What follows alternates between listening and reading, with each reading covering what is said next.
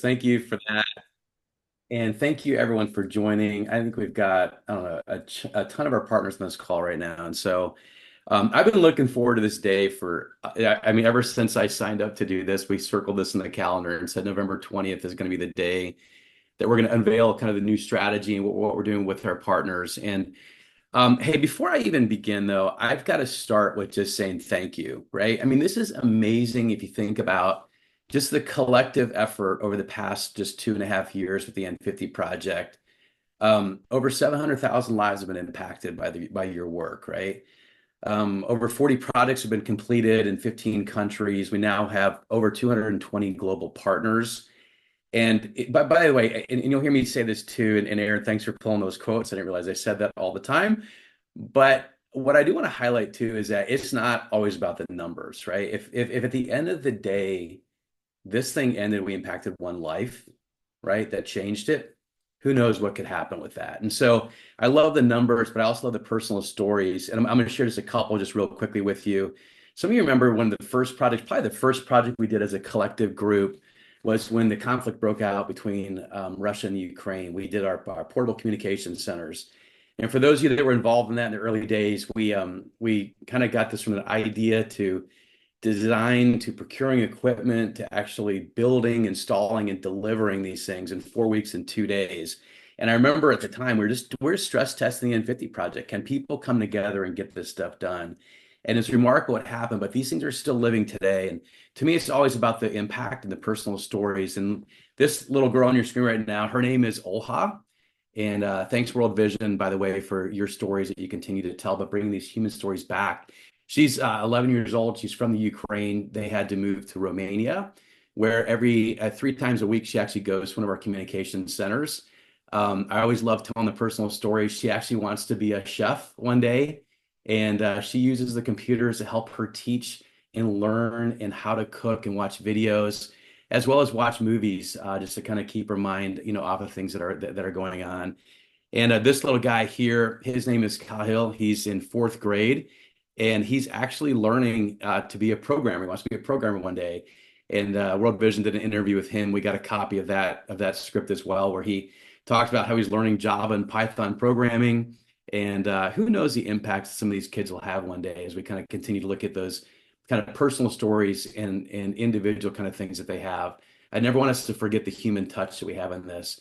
And then one thing here, I'm not going to pull a picture on just for privacy reasons as well, is many of you remember, actually before we launched the N50 project, we were part of a program with Arizona State University, Intel, Worldwide Technology, Dell, and T-Mobile, where we helped 64 young ladies who were refugees from Afghanistan continuing their studies at Arizona State University. And our partners stepped up and helped provide them laptops and mobile phones so they could compete in the new world. And I'm not going to show a picture right now, but I was at an event about a month or so ago at Arizona State where 8 of them actually graduated with their level 3 network certs and with Arista, and just amazing process and amazing progress. And so I can't start anything out without saying thank you, but let's also remember all the human touch lives that you want are that we impact. And if you want these stories, that's what we're here for, right? To actually get stories back to you.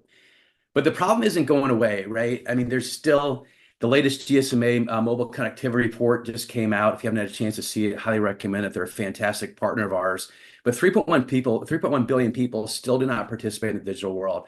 They're still not able to access what we do. And as a matter of fact, it's around 2.8 billion actually have the ability to do so. So there's at least like a 3G plus network close to them, but they don't participate. And it's due to digital literacy, its cost, its relevant applications that, enrich their lives as they define it. And this has always been our focus, is focusing on this problem. And I was asked today, is like, hey, Dan, what's the end goal of the N50?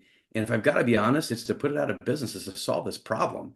And we want to do that, efficiently and effectively and get people online so they have the ability to compete in the digital world.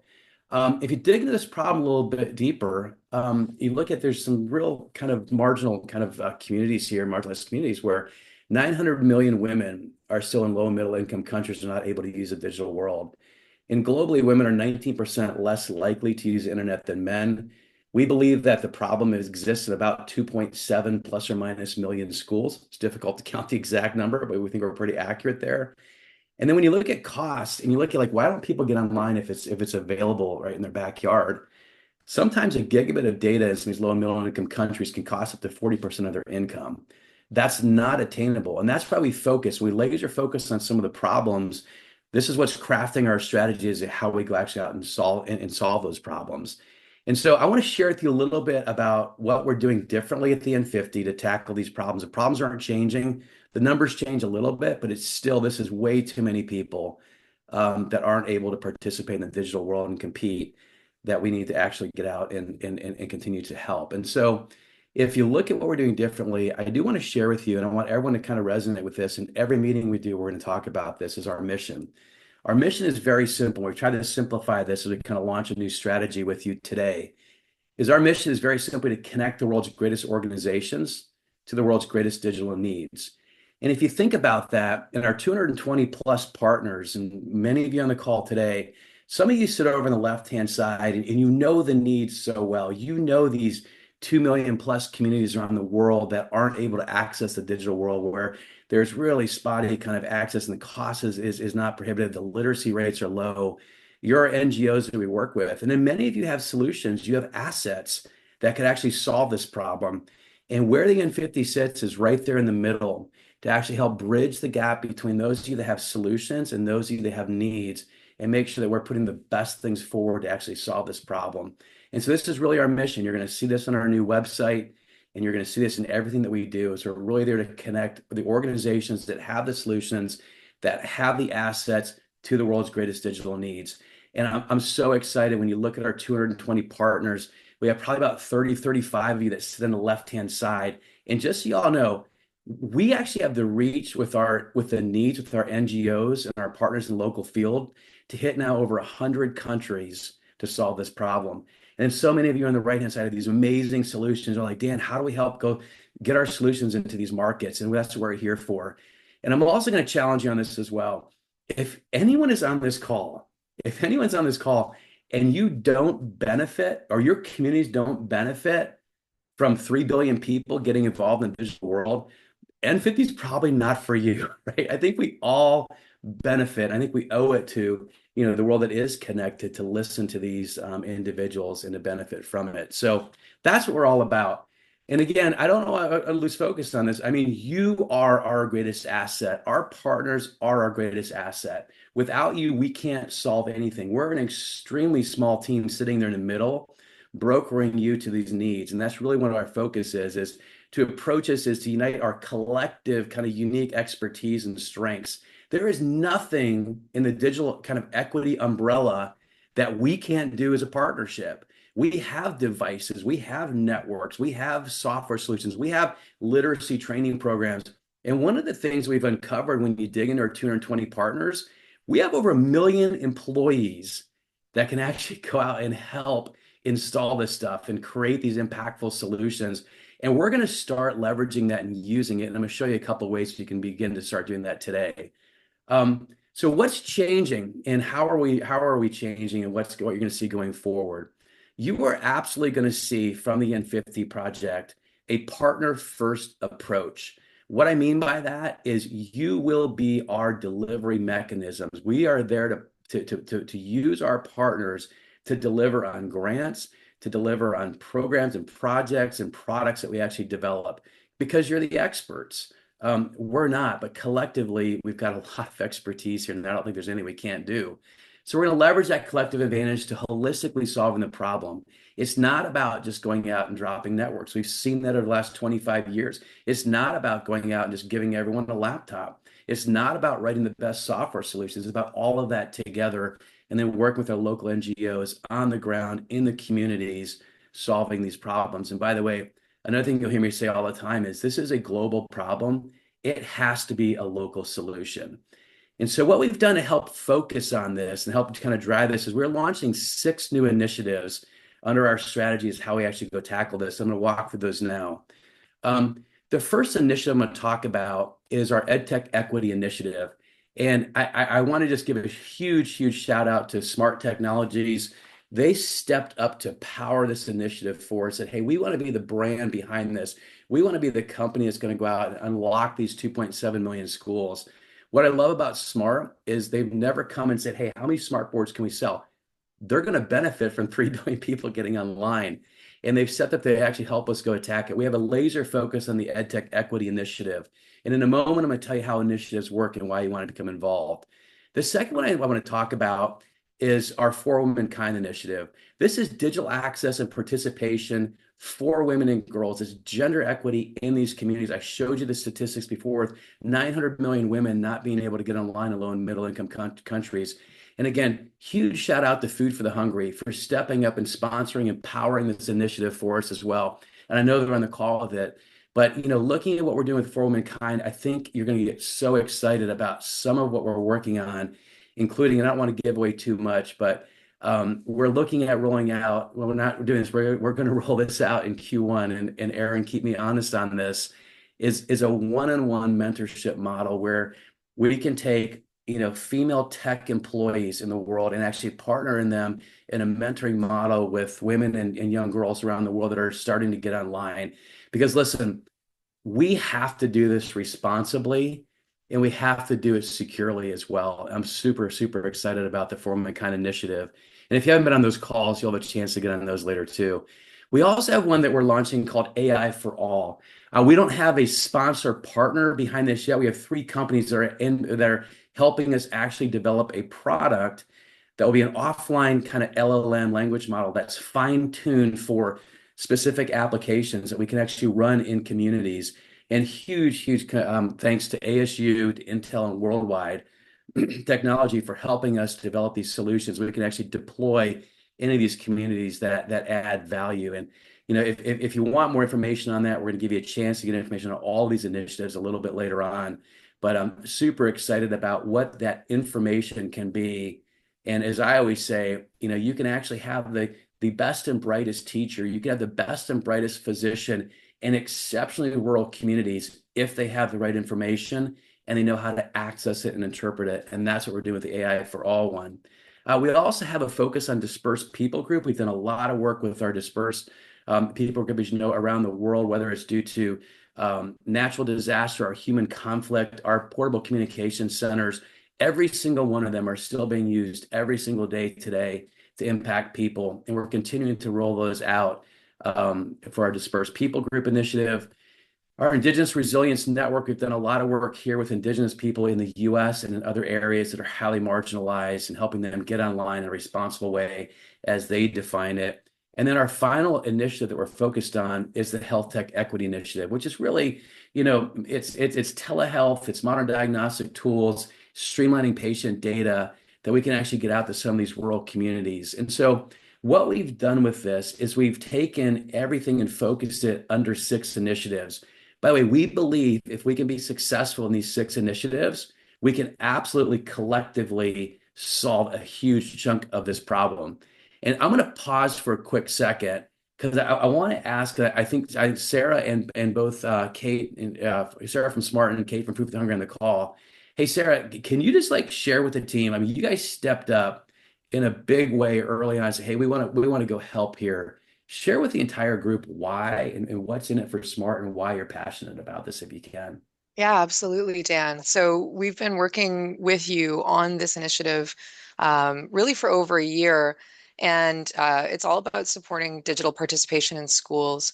And SMART is a purpose-driven organization, and our purpose is a conviction that every human being has the potential to do great things.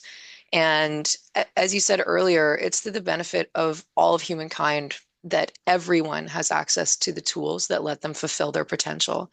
And so when you're a purpose-driven commercial organization like us, we're a tech company, there's always a tension between the desire to help people and how difficult it is to serve communities who are disadvantaged due to income or complex circumstances.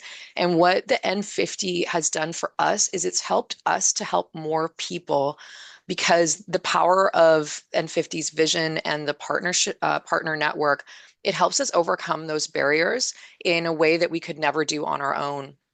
And I think the other piece that I want to say is, as a commercial organization, a wise man once said to me that the best way to make a market is to make a difference.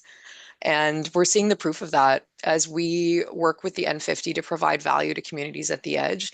These communities are attracting investment because they're demonstrating their potential. So it's good business and it's done in the best way. Oh gosh, Sarah, that by the way, I'm going to steal that line, because I think it's wonderful. I'm going to start using that as one of my quotes. And I love the fact that you look at this. I mean, commercialization is good, but you're doing good to actually do that. And I love that about Smart, Sarah, and I so appreciate you all too. So thank you for doing that. Hey, Kate, I'm kind of curious, like Food for the Hungry, again, you stepped right up right away. You're passionate about, women and ladies and gender equity around the world. Can you share a little bit about Food for the Hungry and why you stepped up in this way? Thanks, Dan, and good morning, everybody. Um, I'll share starting off with a story, Dan. I remember us talking to you when we met the first time, and you shared the initiatives that you had in mind, and for Womenkind just did something to me. I mean, you met with me and the other team members. And after that, the feeling I had was totally unexplainable. And I was asking myself, why am I feeling like this? Why am I feeling giddy? Why is this so exciting? Even without knowing what we're going to be doing. Then I just realized that it triggered the 15-year-old in me. It triggered the 15-year-old in me. And I'm asking myself, why is that? So let me tell you about the 15-year-old in me, then you'll understand why all this and how it connects to Food for the Hungry. So I was born in Zambia, right? I was born in Zambia. I lost my mom at 15. And then I was told that my stepfather was not my mother. So I had to then bus to then realize that, oh, okay, I need to change my life, right? And you know how it feels you, there is hopelessness. You just feel like the world is closing into you. And I get on a bus because Zambia to Zimbabwe is just 5 hours. So I'm in a bus wondering what my future is going to be like. I get to Zimbabwe, where I'm supposed to be originally from, the family. That was not a good one. The experience was tough. I lived from handouts. I lived from people paying my fees. But you know what I realized in all this is that there was somebody at every given time doing something for me, be it a teacher, be it a relative, and whoever the person that was in the gap for me. And then this is when I realized that, wow, this is what those women and the girls that for Womenkind is focusing on can experience. And that in itself, yeah, just sparked something in me. And it's this story, this is not about me, and it's not even a sad story. But why I tell this story is because I'm here now, an educated woman. I'm in C-suite for Food for the Hungry, a medium-sized organization. Who would have thought that when I was in that bus?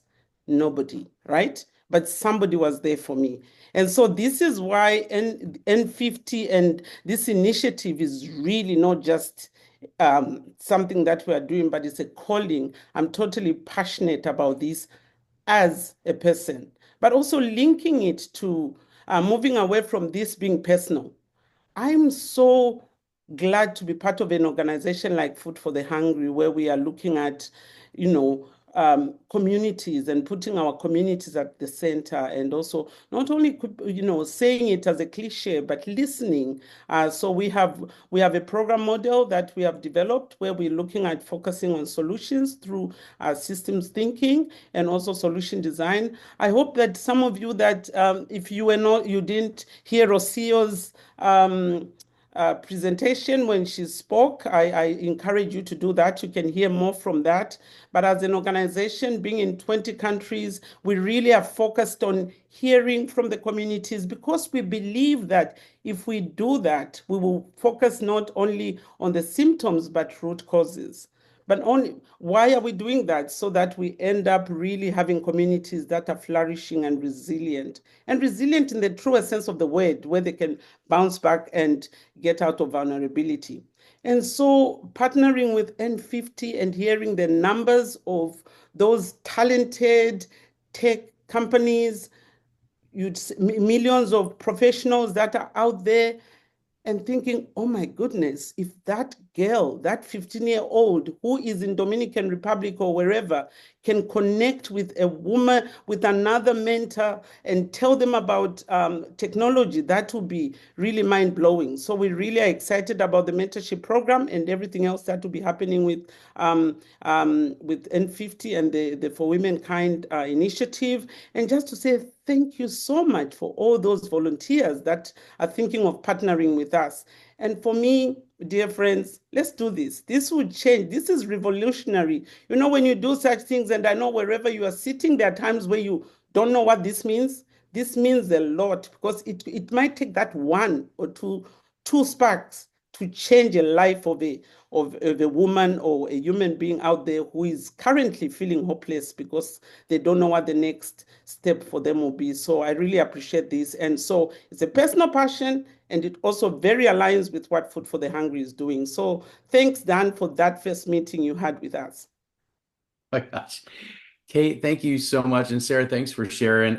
By the way, if those stories don't inspire you, please go see your physician or something. I'm sorry. Like Kate, thank you. Sarah, thank you. I mean, you heard from it from both an NGO side as well as from that supplier and solution side with Sarah, and super inspiring stories. Thank you both so much for this. And we're going to continue on each of our calls to give everyone on this kind of some insight behind some of these initiatives. And so thanks, Kate and Sarah. I can't tell you how much I appreciate you. And I'm sure some of you now are like, okay, now the call goes downhill again because Kate, that was amazing. And so thank you for sharing. But don't hang up. We're going to tell you how you can actually get involved in some of these as well and what we're doing differently. But hopefully you're starting to feel a little bit of that difference. Hey, so I want to kind of move on quickly. And by the way, this is a good looking slide. Maybe some people will say, I don't know, but it doesn't do anything if it's just a slide. How do initiatives actually drive action? And that's what I want to focus on here. And so initiatives, if we're doing this the right way, there are four things that will happen almost all the time. Number one, we're going to collectively gather from our 220 partners, our million employees plus now they're representing the N50 together for thought leadership. We're going to present problems and we're going to get the right people in the room to actually say, how do we go solve these problems? What are some solutions? What are the ground roots, kind of the grassroots efforts so we can go do to actually get this done? That thought leadership should always lead to measurable projects. And by the way, I'll tell you an example of how this is working in just a moment, but measurable projects we can go out and do some test pilots for, we can show some kind of traction with.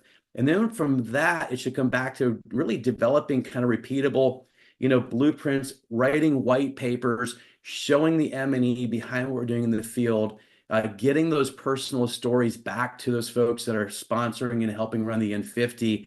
And then the best thing about it is if we do those three things right, the N50 should be out there assisting, writing grants, soliciting for grants to say, hey, we've got the best model on the planet. We have the best companies on this earth to actually go out and solve this. And here are some measurable projects we can do. And then those grants, again, we want to come back and continue to repeat it over and over and over again and utilize you, our partners, particularly those on the solutions side, to actually going out and delivering on those grants. So it's not about the N50 making a bunch of money. That's not happening. It's about how do we go commercialize some of your solutions so you see benefit for another 3 billion people coming online. And we're doing it right and responsibly with folks like FH and some other folks on the ground. This is what happens. So let me show you just a quick example of that. We kicked off our EdTech Equity group last month, and we've got about 30 folks that have signed up and said, hey, I'm an education expert. All of these photos here are from you on the call. You said, I'm an education expert. I know this, and you're getting involved in that thought leadership. This has already led to a small grant. We're actually doing a pilot project starting in, actually, it's supposed to install on December the 16th in Guadalajara, Mexico, with 2 schools, led by Aero Technologies. And again, Aero, if you're on the call, thank you so much for stepping up and leading that. And it will test out our N50 connectivity kit, which you've heard about in the past. It will show some measurement effectiveness of what happens in the school. And the cool thing about it is we already have interest from several MOEs, ministers of education, from even around the world to actually come and actually see this thing go into place. They say, hey, this works. Why aren't we scaling this in every single school that we have throughout Mexico, not just in Guadalajara? And it's just a good testament as we're testing these models, we're testing these initiatives, because I don't want to show slides forever. I want to actually give stories of kids that are getting online. So everyone on this page and that's involved in this, huge congrats to you. And we're going to come back to our community and say, help us go deliver on this as well. As a matter of fact, when you talk about writing grants, and if we do this the right way, like I said, I don't think anything can stop us. In just the last 2 months, we've been focusing on this and kind of shifting the strategy. Whether we're currently drafting or pending or awarded, we've applied now, or we're in the middle of applying to about 23 grants. Again, this is a super small team, so huge, thank you, by the way, to the N50 team that's drafting these grants. Thank you to our partners that are participating on this. And we've already got about 30 partners involved in the delivery of it. So when we get the award, when we get it, we're coming out and saying, hey, can you help us go deliver? You are the experts, right? You are the folks that know these details. You have the solutions. Can you actually help us go deliver it? And so it's not coming with, as I always say, kind of tin cupping our partners saying, will you donate, will you donate, will you donate? Yes, we need that too to keep the organization sustainable. But it's coming out and saying, hey, will you actually give your expertise that you actually had, commercialize your solutions? You're going to benefit from this as we kind of go down this path. And so I'm excited about this. We hope we win more and more of these as we kind of continue to prove our traction. And some of the calls that we're on every single day now are just super exciting as far as what the opportunity is to scale if we work these initiatives right. So what is kind of the call to action, right? Our greatest asset is you. But none of this happens. We can't do anything. There is no transformational change if you're not going to participate. And so you're going to hear me all the time asking you, participate, participate, participate. And I'm going to give you a couple of examples how you can go do this. Again, if you want to sit on the sidelines and watch this, you're welcome to. But it's so much more rewarding if you're actually out there helping and assisting and actually seeing this happen. So there's a couple things that we're doing. We are moving to what we're calling accelerating this model a little bit. And we are launching a new N50 Project kind of partnership model. Some of it does actually have membership for those of you that want to say, hey, N50, we want to help you be sustainable. We want to help you continue to do this. We want to help you continue to write grants. We want to help you continue to grow, and want to help you continue to actually solve a problem in the world. And so I'm going to walk through this quickly, and then I'm going to show you how you can get involved. We're going to have 3 new partners in our partner model. The first partners, you heard about them, are initiative sponsors. And so you heard from 2 of them today. Thank you again for that. These are the folks that help push those initiatives forward, get those working groups, those collective thought leadership groups engaged, help us actually go out and get projects and products kind of in the marketplace so we can test, help us do the measurement effectiveness, and then go write grants. There are only 6 slots for initiative sponsors. Those are our key powering the initiative folks, and they're super critical to us. This is where most of us rely. We call the N50 advocates. I'll talk about that in just a moment. And then we still have charter supporters, which many of you are familiar with. And you sign up to say, hey, we love what you're doing and we'll help when needed. And we appreciate you being there.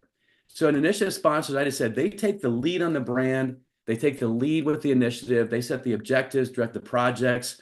They make all of those initiative sponsors make a multi-year commitment to enable the N50 to drive significant change. We couldn't do it without them. And then what we do with the N50 is we assist in aligning partners into those initiatives, assist with the project delivery, the measurement effectiveness, and then go out and write those grants to submit for scale, which I just kind of walked you through. Where I believe most of you should be and probably will land is what we call an N50 advocate. And an advocate is exactly what the word means. It's advocating and helping us go scale what we're doing and what we're trying to go do around the world to solve this problem. And advocates are our go-to partners for project delivery and solutions. And so when our team goes out and writes and solicits for a grant to go scale something, we're looking to our N50 advocates to say, hey, help us go deliver. Help us go put your solutions, your products into schools, into clinics, into communities so we can actually solve the problem. This N50 advocate is moving to a membership model, partly because we need to sustain this organization to continue to drive it forward. Now, under membership, you're like, oh my gosh, Dan, you're asking me for cash. We need something to actually help our organization continue to move forward. but it can be a contribution or it can be under an affiliate program to help the N50 become scale and sustainable. And I've talked with probably 50 partners out there on this. So I don't think this is new to many of you, but it comes back to say, if the N50 can help you go commercialize your solutions, partners, my solution partners, not my NGOs, my solution partners. If we can go out and help you scale your products and commercialize your products into 3 billion new people and open up new markets, would you make a contribution back through an affiliate program to help the N50 go do that again and again and again and again? Not one person has said no yet. And so I really want to encourage people, think about it. If you're on the solution side, how can we work with you to help you go move your products and open up new markets? Our superpower is sitting in the middle and bridging the gap between the needs and the solutions. And what happens when we do that is we open up new markets. We open up 3 billion people. We open up 2 million schools so you can go out and actually then we can solve the problem together. Our NGOs that assist with community engagement, they're actively assisted with community engagements, are already advocate partners. And I want to say a huge thank you to that. So that's the new N50 Advocate Program. And then we also still have our charter supporters. We will come to the charter supporters to assist in deliverables when they're needed. There's no fee to be a charter supporter. We're not going to go this thing where you have to pay to play. But I do want to say very quickly is that, some people are like, I don't know how to get involved with the N50 and what's in it for us. And allows us on the charter supporter side. I'm going to be honest, we don't have the staff bandwidth to go down and look at every single charter supporter and say, here's where we need to slot you. When we have a need, we will do that. But if you're at the advocate level, that becomes a little more proactive because we can actually support it and sustain the organization. And so I hope that comes across kind of the right way and, hopefully is encouraging as well. So with all of that, we have launched, and I'm super excited. You guys, hopefully you saw a little bit of the previews when you were waiting to get in, but we've launched a new branding and new website. And this is just kind of the homepage when it lands. The messaging is amazing. And I want to see our partners sitting there going, hey, I can solve that problem. That's where our company fits when you kind of go into this. But I'm encouraged everybody to go out to the n50project.org website. Read about it, look at what we're doing. All of the initiatives are outlined on there. Again, this is kind of an iterative process, right? So we're still kind of fine tuning this a little bit. We just launched this a couple of days ago, very quietly, and I'm very, very proud of this. I hope this is something that our partners are exceptionally proud to be part of. I think the messaging is incredibly clear with what we do, and there's so many different ways for you to get involved. And so let me go through a couple of other things here. And I want to be very clear as far as how to participate at the N50 because we need you. None of this happens with 5 people at the N50 kind of headquarter office trying to drive this stuff. This happens with our 1 million employees and our 220 partners getting engaged. We're here to help you get engaged in solving this. But number one is obviously you can power an initiative. We have a couple of those that are still available for corporations or NGOs, whatever the case is, to come in and help us power an initiative. Love to talk to you more about that and craft a plan that makes sense for you if you're interested in that. Number 2 should be a checkbox for everyone on this call. Engage in an initiative. All of you have an expertise. Everyone should be engaged in an initiative in one way or another. Number 3, become an advocate. Let's work with you as to how we take your solutions forward, how we actually go solve this problem, what communities you're involved in. And if you want more information on that, we'll show you how you can get that in just a second as well. Number 4, when we write grant submissions, it's all about what organizations are involved with you in actually solving this problem. And you'll hear Kevin's running our grant kind of community and what we do with our writing, and I'll show you his contact information in a moment. But when you write grant submissions, we're always saying, hey, can we get a letter of support, letter of commitment from these organizations that you're involved in helping us deliver solutions? I hope that's a no-brainer for our 220 partners, right? And helping us when we actually go out and submit grants, helping us go out and actually secure that so we can scale our solutions into communities. The 5th one there is for our friends that are on the ground working this for just years and decades in these communities, is bring the communities to us. We know the solutions. We've got a lot of talented tech partners here that know the solutions. The communities, the people, the culture, what it's going to take to be ready for it. And then the last one here is something, again, I hope every company on this call is engaged with. enroll your employees in your employee groups.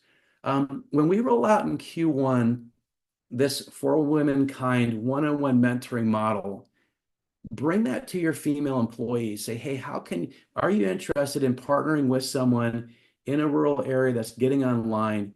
Man, the difference you can make, you heard it from Kate today.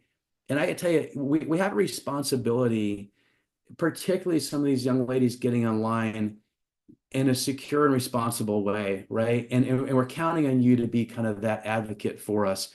Enroll your employees. Hey, let me tell you another way you can enroll your employees, and what makes our organization, I believe, the best in the business is when we are looking at doing, I'll give you an example with the EdTech Equity Initiative. We have a project now that we're looking to actually get some good M&E on that I mentioned down in Guadalajara, powered by Smart and with Arrow's support. Because of our employee engagement, we don't need to go out and give a consulting contract to go out and do a readiness assessment or an assessment on the schools. Are they ready to get technology? We looked at Guadalajara like, oh, okay, Intel has over 1,000 employees in Guadalajara. Arrow has 1,000 employees in Guadalajara. All these companies have employees in Guadalajara. We can actually sit there and give them an assessment and say, hey, can you actually go out and do assessments and find schools for us? It happened, and Kevin's on the call, so correct me if I'm wrong. It happened in less than a week. We had the schools identified where we're going to go do this. We had an assessment done as far as what the power looks like, what the network looks like, what the readiness looks like, what the teacher committee looks like. And we used employees to go do that. And I can't tell you enough how important that is. I honestly think the superpower behind the N50 project is not just you, but it's your employees. And I got to tell you, we've seen all of the data behind getting employees involved in volunteerism and kind of linking them to your CSR and your corporate purpose. It's a fantastic way to just let your company shine in what you do every single day through your employees. And we're here to help engage them and enroll them. And we need their help. And it makes us more efficient. We can do this on a broader scale if we can engage your employee groups. So some of these, I hope, are no-brainer check marks for you. Definitely want to get you involved. All right, I'm going to wrap up, and then I do have I wanted to save a few minutes of time at the end just to get some Q&A that comes from the chat. And Aaron, I'll let you moderate that. But when we go to that, I'm going to do two things here quickly. We're going to ask you for a feedback, and it's also an intake form. You can scan this QR code and you can start working on that. We're interested in what initiative you find yourself being most closely aligned with. Are all 6 initiatives right in your wheelhouse, whatever the case happens to be. We can also, if you're interested in enrolling an initiative, we're gonna find that out. If you're interested in how you can become an advocate partner to be really part of the core on the delivery aspect, we want to know that as well. There's ways to engage your employees. We'll have your contact information. We can get this engaged with you. So, for example, we have another For Womankind series on December 12th that you're going to want to tune into and hear from some experts in that. And then before we go into some Q&A, Aaron, I do want to let you know, we want to hear from you too. And putting our emails out there, I think everyone's got my cell phone. If not, send me an email. I'll send you my cell phone number. I don't care. You can call me whenever. This is a passion, so we're going to get this stuff done. But any questions around kind of partnerships and initiatives, Aaron Bound-Anderson, Dr. Aaron Bound-Anderson leads that initiative for us. He's great at engaging with you and making sure that you're in the right spot.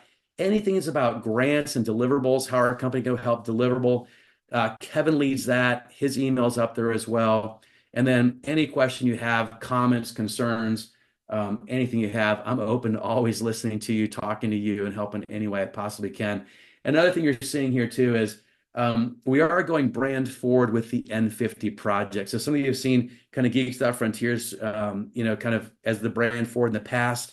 We moved that a little bit. The N50 project is an initiative run by Geeks.Frontiers. That's our core 501c3 and kind of the underlying corporation.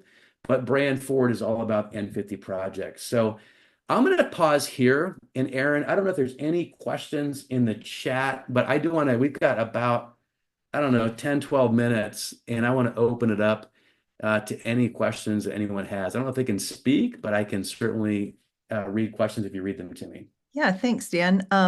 It looks like there is maybe an issue with the survey, so I'm going to go back on the back end and check to make sure that that's working properly. And I do see a question. Um, oh, there we go. I do see a question. I'm an individual right now in my organization that would like to be an advocate partner. What is the process? Yeah. So if you want to be an advocate partner, send an email to Aaron at Sure. n50project. Aaron, I'll put you on the spot there as well. And you're an individual in your organization that wants to do it. So by the way, sometimes individuals come and they just want to be part of this as well, but their organization is not part of that. You can do that, right? We're not, that's totally fine. An individual can't be an N50 partner per se. A corporation can, but individuals can actually absolutely volunteer with us and assist and help. And, I can give you a million examples of that, but we had a couple of individuals in South Africa that participated in the Cape Town YALI Young African Leadership Initiative just this past week and went and met one-on-one with some of our Young African Initiative, our Leadership Initiative alumni that were starting businesses and giving them consulting and stuff like that. There's always ways like that to participate. And it's kind of cool. I heard a couple of stories from that about how impactful that was. So yeah, send Aaron an email. We'll get you involved from an advocate perspective. And certainly, again, if you're just an individual and your company's not involved, we can use you certainly in your passions as well. Wonderful. Let's see. Someone said, what motivated you, Dan, to found and now lead the N50? I don't know who asked that, but Node? yeah, I'll just tell you one quick story too. It was 2011, and I've told this story before when we've talked about this in some other forums. 2011, I had the chance to actually go open up a small computer lab in a rural community outside of Choma in Zambia, and I led a team of 8 or 9 Intel people that went over, and we opened up this computer lab in this shipping container. There was no running water, there's no power, there's no internet out there. It's 2011, but yet we were able to kind of deep cache stuff and put it offline. And we put these little computers in, and I remember sitting there, and obviously I wasn't one of the techs on it that was hooking the whole thing up. It was all solar powered. And like I said, people looked at it, we simulated the internet. We had about 30,000 reference volumes, worked with some of our partners on that to put content in there, but they couldn't leave the container. But there's a little boy, he was about 11 years old, who was leaning on my shoulder as I was seeing if the computer was working or not. And I looked at him, and I remember asking him just out of the blue, I said, "Have you ever seen snow?" And it was just like this long pause, and he was like, "No," like I didn't know what I was even talking about. And so we spent about the next hour or so just kind of cruising through pictures of snow, and we saw polar bears and penguins and all kinds of photos that we had kind of correlated there. And his eyes just got huge, and he ran out and he just started telling people. And before you knew it, we got like this line of people wanting to come in and explore information in this computer lab. And I'll tell you that school right now has a little over 400 students, and it's in an extremely rural area. And this is a project we did early on with our friends at World Vision. It's an extremely rural area, but they actually had to tell people from the urban area that they could not come to this school in this rural area because they wanted to come just because it had computers. And the cool thing is we graduate several every single year from that school, and about 14 of those kids every year go on to university now, and have a chance to do something they never had a chance to do before because they've learned digital assets. They learned how to type, right? They learned how to research on a computer, and it's just super inspiring. After that, I was like, yeah, I've got to do this. And then at Intel, our purpose when I worked there for over 20 years was to create world-changing technology that impact the lives of everyone on the planet. And yet, over 50 plus years, that company, as great as Intel is, has left half the world behind. And so Intel was like, hey, let's go do something about it. And they actually helped us start this in the early days. And so it's been a passion of mine for a long time. And I'd love to share more about it. I know the impact it can have. Thanks, Dan. There's a really interesting question in the chat. And I think there's an elegant response too. So if there are competing advocates with similar solution, how are the advocates chosen? Yeah, and was there a response in there that you want to refer to, or do you want me to No, do that? no, no, just Yeah. to you. Yeah, no, great. So, this is actually a really good question and one that we've thought about quite a bit. And it's absolutely, listen, we are absolutely neutral to who, goes in and delivers these solutions. If an advocate is at an equal level, we're going to put this out to bid, and Kevin will run that. Say, hey, we have a project where we want to do X, right? And you're a solution provider that can go deliver X. Kevin will run those bids for us to make sure that it's fair and equitable, just like our grant making organization would expect us to go do, right? So we have an obligation that is as well. So everyone will have an opportunity to go deliver with it. Perfect. Thank you. Another question, how does N50 think about determining what the world's greatest digital needs are? Yeah, that's a really, really good question. And again, I don't know who asked that, but that's a solid question. I'll tell you how we look at it. We absolutely 100%. I said this on the call. This is a global problem. It has to be a local solution. And one size doesn't fit all. One size doesn't fit all. Sometimes it's a little bit of a different solution. And how we look at that is 100% we look at it through the eyes of our local people on the ground with those NGOs in those over 100 countries to help us define this is a community that's ready for digital access.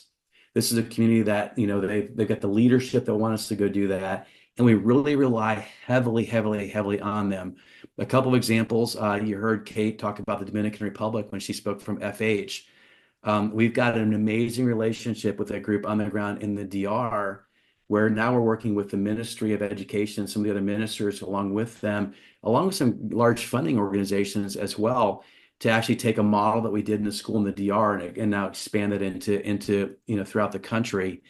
But we can't do any of that without those folks on the ground knowing those needs. So how we assess the greatest digital needs really comes down to those people on the ground that know those communities.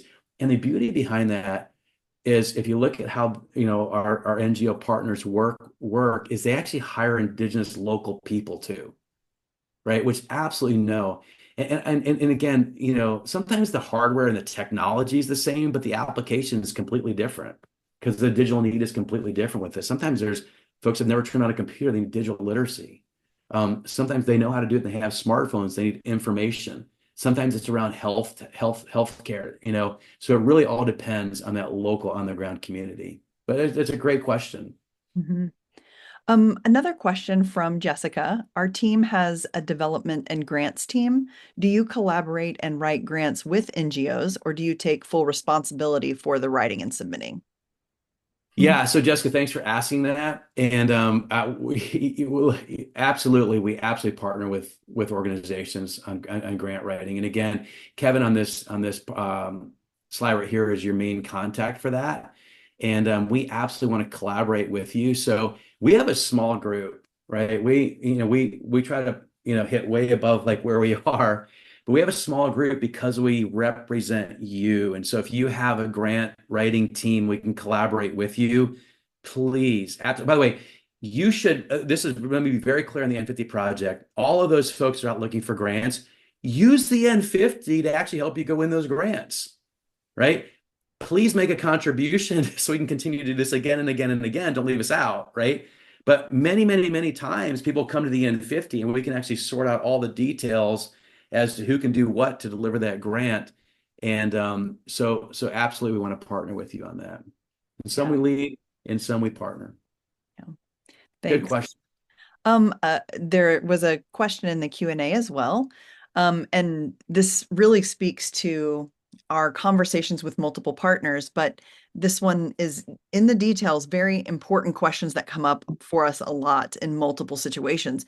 Do we have a pathway for a $20 a month for a school to access the internet? So that's what our challenge is with our NGOs in 15 countries in Africa, and that's from Joseph. Yeah, Joseph. It is a good question, and you're right. $20 a month for a school to access the internet in some of these countries, it's unattainable, right? And what we're looking for that. And again, there are a couple ways to do this, and I'm not going to claim that I know everything. Joseph, you know a lot more about this than I do. I'll give you just two examples of what we've seen from some of our projects. Is if we are looking at the right applications for that community to make it worthwhile for them to actually give up a significant number of their, percentage of their income, we believe that that's the best sustainable path. I'll give you an example. In one of our pilots we did, and it was actually in sub-Saharan Africa in the country, the first question that we were asked all the time was, what's the price of maize? What's the latest price of maize, right? Because farmers, they didn't have information. And then we found out that the buyers actually also didn't have information on what the supply looked like. And so we worked with a local entrepreneur that was writing an app to actually partner the farmers with the buyers. And again, they're not going to go out and pay $100 a month for a satellite backhaul, but they may pay 50 cents a month to get accurate information. So they're not getting ripped off from the buyers. And the buyers might pay that. So they're actually getting accurate information so they know how to plan and optimize their routes, their delivery. We saw that happen. And so that's the best way to go do that. The other way to go do that is to get to where you actually have those sustainable applications that add value to those communities. There is a runway, right? It doesn't happen overnight.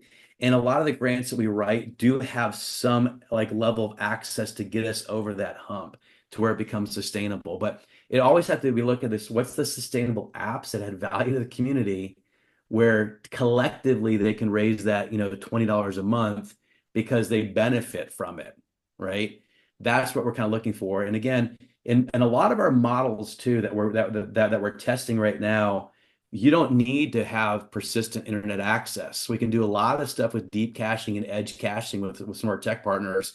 That's part of the N50 connectivity kit. And I'm not sure if Appliances on the call or not, but they do a great job with that and been a great partner on helping us, with that technology piece where we can just deep cache, forward cache, reverse cache stuff to where we can put stuff offline that provides information and then update it periodically. So you're not using a significant percentage of your income to actually go out and, buy gigabits of access to the internet. So that's the long answer, I guess, to that. Yeah. Thank you so much. I would say we have just about 1 minute left, and I did want to say thanks everyone for your patience on the survey. It is live and working. Google has changed a toggle that's hard, I guess, for my eyes to see. So that has been fixed, and it should work for you now. You'll be able to access that. And with that, Dan, probably go ahead and close us out, and we'll let folks get on their way. We're so excited you're here. Yeah, we're right on time, which is always amazing to me too. But hey, I can't let you go without again saying thank you. Really appreciate it. We had, I think, 100 partners on this call today. Huge thank you to you. Please reach out any way we can possibly help you. And we will have these quarterly going forward, so continue to hear from us. But huge thanks to you and all that you're doing, and wish you just a great kind of rest of the year. And I look forward to continuing to do great things as we move forward. So thank you. Let's go collectively change this and solve this problem. Thank you.